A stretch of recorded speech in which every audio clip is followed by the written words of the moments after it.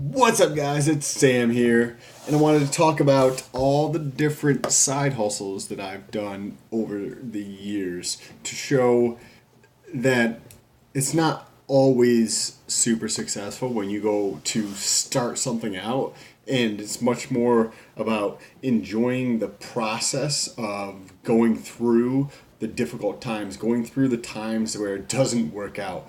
But eventually, if you just stick with it and you're constantly working at it, something does come to fruition in the way that manifests itself in the way that you want it to. But before I get into that, make sure you press that subscribe button. It's just this red color over the corner there, or maybe it's this corner, I don't know.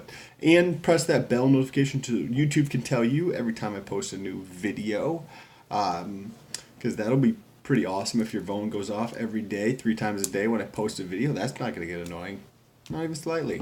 Okay, so when I was like 7 or 8 years old, or 9 years old, or 10 years old, I don't know how old I was. I'll have to ask one of my siblings. I grew up in a family of 9, so there's 7 kids, including me, and then 2 adults, so that makes 9. And I used to save up my money, and I'd buy these big bags of candy. Well, first of all, my first business was trying to rip my siblings off. I would try to trade like the white coins or the bigger coins, like quarters, for other coins. Like, I'll give you 2 pennies or 3 pennies for a quarter, right? Because then you get 3 monies versus just 1 money. So that was my first. That was my first hustle. Was just trying to rip people off. For people who didn't know, my siblings, right? If they had a nickel, I would give them 2 monies. 2 monies were 2 pennies. I'd give them 2 pennies for a nickel. So that was my first side business, just straight up ripping people off. And then, but basically I would try to rip off anybody I could at that point. And then I did selling candies. I'd go to the store and I'd buy these big bags of candy. And then I'd come home and I'd open it up. And I'd be like, okay, there's fucking 120 pieces of candy. If I sell each one of these at 5 cents, then I'll make all what I paid for it back in $2 or something like that. And I'd sell all the candy in the bag individually to everybody in the neighborhood. And then we used to go to this garage sale. It was like twice a year, or maybe there was multiple garage sales or something. But we would go to this garage sale. So when we were going to go to it, I would like beg my mom to take me to the grocery store, and I'd buy these 24 packs of soda. I bought the 24 packs because that was the best price. And then I remember going through and calculating how much I could sell them for. And then I'd put them in this like real, like the one of those red wagons that you'd see in the movies with the white writing on the side. And I'd put them inside of there. And then I'd wheel them around. Like, it wasn't my garage sale. It was just like a neighborhood garage sale. But I'd put them in there, and then I'd try to sell my fucking soda to the people in the garage sale. It was like a neighborhood garage sale. And then I would also like take their cans too, because I was offering awesome service. Basically, I just wanted that 5 cents back for their can. And then I would also, anytime I could, I'd work for my dad's business to try to earn extra money on the side. He's in real estate. Also, when I was in school, I would post ads on Craigslist for, like, say, yard work or cleanup or moving or anything like that. And I would do jobs like that. I remember one job that I got from Craigslist was like, somebody had called me over to do a job, so I'd call my buddy. I was like, "Yo, hey, I just got a call from Craigslist from one of the ads that I posted. Come on over there and help me out." And we get over there, and the dude was like, "Yeah, I just want to rake up the backyard." And he didn't tell us that he had a fucking dog that just shit everywhere in the backyard, and he didn't clean anything up. But we did it, and he gave us another $50 when we were done. So I gave my buddy $5, and I took $45 because, right, that's what you're supposed to do. Just kidding. I think I probably split it with him. Probably. I don't remember the details. That was a long time ago. And then after I finished grad school, so in 2011, what I would do is I would go to like Salvation Army. There was this thrift store called Savers. Go to Savers.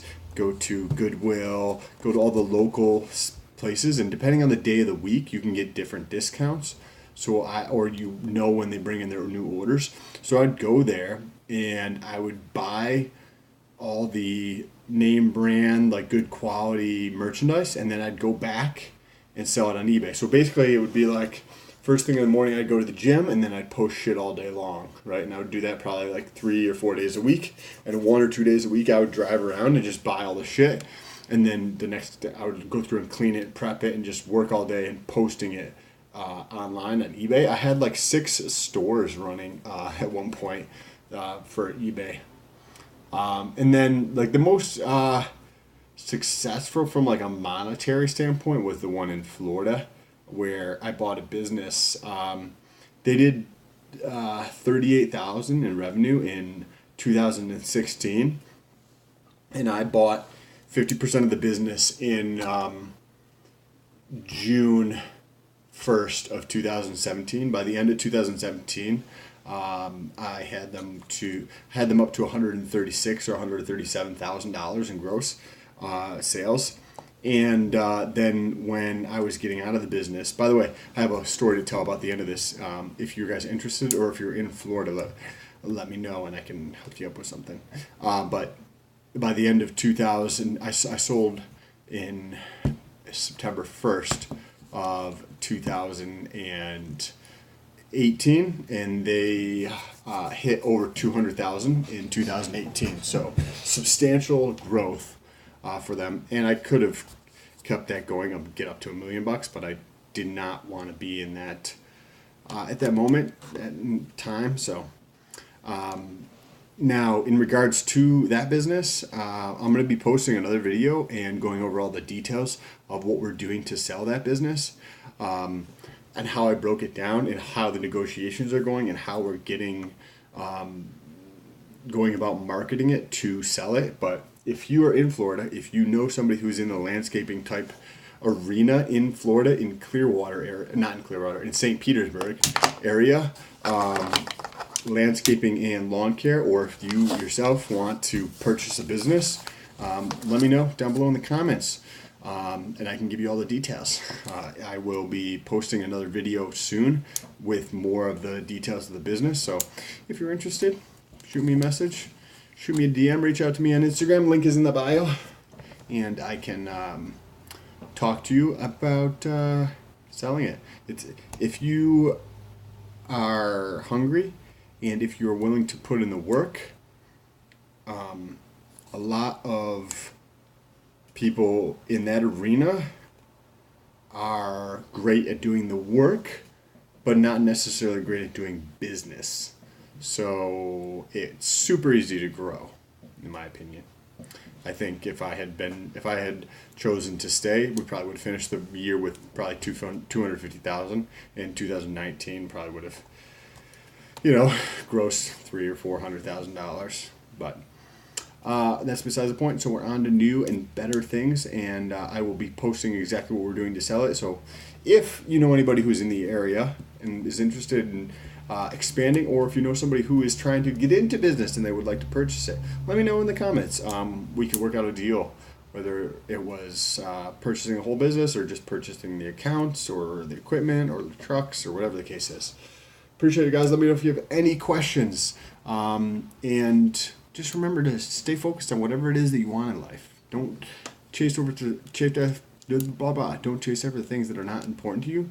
Just go after whatever you want in life. And if you make small changes every day and you constantly strive after what